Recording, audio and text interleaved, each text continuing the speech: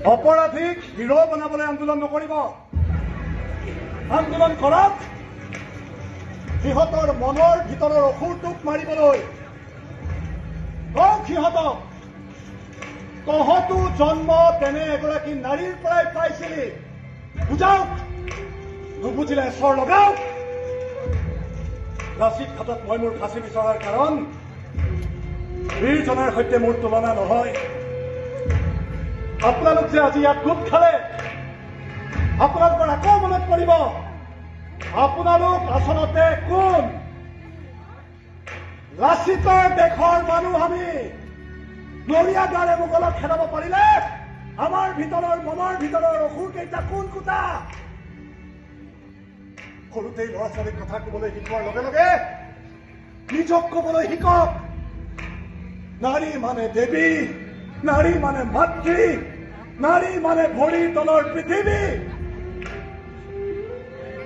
নহলে কোনোবা নহয় কোনোবা এনেকুৱা পাগল ৰন্দীপ বৰুৱাৰ জন্ম হৈয়ে থাকিব।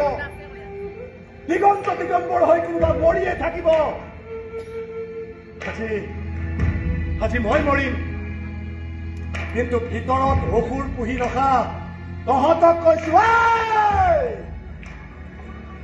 ভিতৰৰ অসুৰ কেইটা এতিয়াও মাৰ। যদি নামাৰ তেনেহলে মইহে মৰিম। কিন্তু মোৰ কথা শুনি থকা এই ৰাইজখিনি আছে, আৰু ৰাইজ এবাৰ ৰণ মানে তহঁতৰ দৰে অপৰাধী ৰেপিষ্টবোৰ অফ। সকলোৱে চিঞৰি চিঞৰি এটাই কব, ৱেলকাম টু পাগল খানা।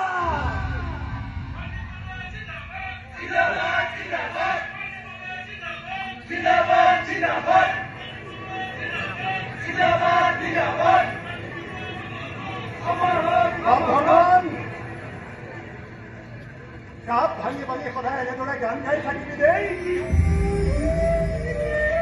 তাই মোক চাবি। চৰি প্ৰিয়, তোমাৰ চিজিল মানুহটো হ'ব নোৱাৰিলো মই। চৰি।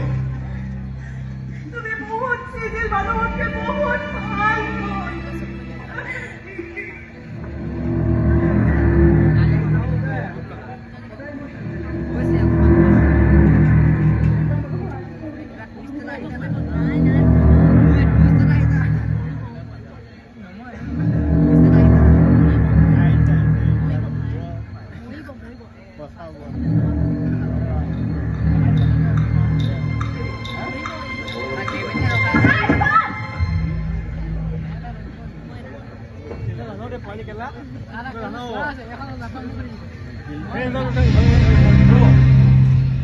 ৰাইজৰ পিটিশ্যনৰ প্ৰতি লক্ষ্য ৰাখি মহামান্য ৰাষ্ট্ৰপতি মহোদয় ৰন্দীপ বৰুৱাৰ ফাঁচীৰ আদেশ বাতিল কৰি 6 বছৰৰ সশ্ৰম কাৰাদণ্ড বিহিছে।